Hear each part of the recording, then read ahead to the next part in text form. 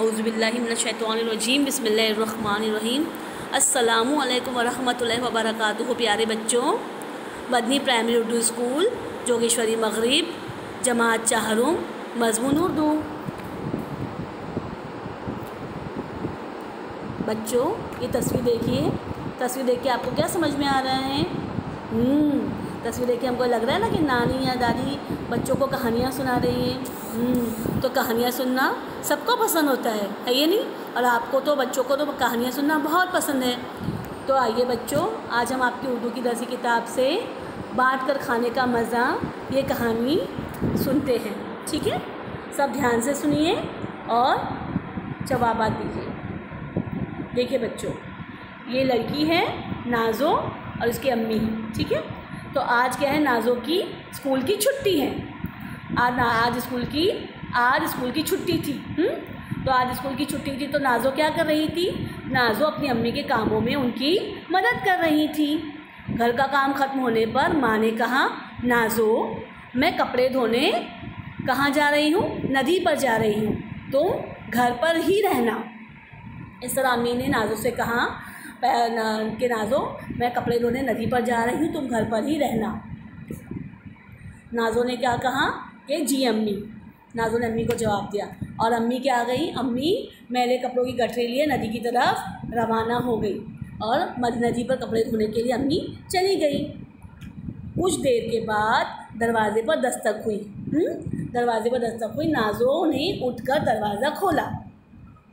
सामने आसिया खाला खड़ी थी। कौन खड़ी थी सामने? आसिया खाला। नाज़ो की खाला थी, आसिया खाला खड़ी थी। उनके हाथ में एक बड़ा सा पपीता था।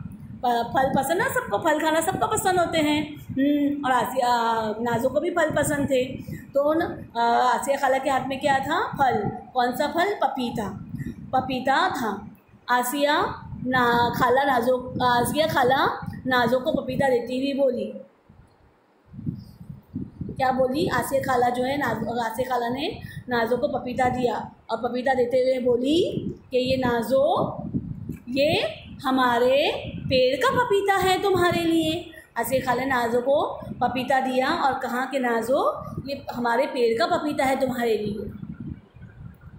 अब नाज़ो ने वो पपीता आसिया खाला से ले लिया और नाज़ो ने उनका शुक्रिया अदा किया और पपीता ले लिया। पीला पीला पपीता देखकर उसके मुंह में क्या आ गया? पानी भर आया। मगर उसे माँ का ख्याल आ गया। उसे क्या आ गया? माँ का ख्याल आ गया, क्योंकि घर पे अम्मी जान तो थी नहीं। तो उसने क्या सोचा उसने कि जब अम्मी आ जाएंगी तो वो उनके साथ मिलकर पपीता खाएंगी। अब दोपहर में जब अम्मी आई तो नाज़ो ने अम्मी को बताया। क्या बताया? कि आसिया खाला ने क्या दिया है? पपीता दिया है। नाज़ो ने अम्मी को बताया कि आसिया खाला ने पपीता दिया है। माँ ने कहा, ठीक है, शाम को तुम्हारा भाई और आरिफ और तुम्हारे अब्बू आएंगे तो सब मिलकर पपीता खाएंगे। इस तरह अम्मी ने जो है नाज़ो को समझाया कि ठीक है, अच्छा है, खाला ने पपीता दिया है, अब हम लोग शाम को जब तुम्हारा भाई आरिफ और अब्बू आ जाए तो सब मिलकर खाएंगे। अब नाज़ो जो थी वो बड़ी प्यारी बच्ची थी, वो अम्मी की हर बात मानती थी। तो उसने कहा जी अम्मी, और नाज़ो अच्छी बच्ची थी और वो अम्मी की बात मान गई। वो माँ की बात मान गई। उसने कहा ठीक है। शाम को आरिफ और अब्बू आ गए। तो नाज़ो दौड़ कर पपीता ले आई। क्या लेकर आई? दौड़ कर पपीता ले आई और अब्बू के सामने रख दिया। अम्मी ने बताया कि ये पपीता आसिया खाला ने दिया है, ये उनके पेड़ का पहला फल है।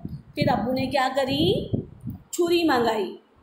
अब्बू ने छुरी मंगाई और पपीता काटा। ठीक है, अब्बू ने छुरी मंगाई और पपीता काटा और अम्मी ने क्या किया? पपीते के छोटे छोटे टुकड़े किए और उन्हें प्यालियों में रखकर क्या किया? उन छोटे छोटे टुकड़े को प्यालियों में रखकर नाज़ो को, आरिफ को और अब्बू को दिया और एक प्याली अम्मी ने भी ले ली। इस तरह से जो है चारों आंगन में आ बैठे और मज़े से पपीता खाने लगे। चारों भी जो है आंगन में आ गए। घर के बाहर का जो हिस्सा होता है उसको आंगन कहते हैं। तो चारों घर के बाहर आंगन में आए और बैठकर मज़े से पपीता खाने लगे, है ना? सच है ना ये बात? कि बांट कर खाने में बड़ा मज़ा आता है ना। सच है बात कि बांट कर खाने में बड़ा मज़ा आता है ना। मिलजुल कर बांट कर खाने में कितना अच्छा लगता है ना। सब एक साथ मिलकर खाते हैं, बांट कर खाते हैं, एक दूसरे को देख के खाते हैं। तो एक दूसरे को बांट कर देकर खाने में कितनी खुशी होती ना। तो हमेशा हमको एक दूसरे को देकर बांट कर खाना चाहिए। कोई भी चीज़ अकेले अकेले हमको नहीं खानी चाहिए, चाहे वो छोटी सी छोटी चीज़ क्यों ना हो, हमको एक दूसरे से बांटनी चाहिए, शेयर करनी चाहिए। आप भी करोगे ना बच्चों शेयर? क्योंकि बांटने से और चीज़ बढ़ती है, अल्लाह उसमें बरकत देते हैं, उसमें इजाफा होता है ना। मिलकर बांट कर खाने में अल्लाह ताला बरकत देते हैं। और हमें भी कोई भी चीज़ खाने से पहले बिस्मिल्लाहिर्रहमानिर्रहीम पढ़ना चाहिए। समझ में आई ना कहानी बच्चों? शुक्रिया।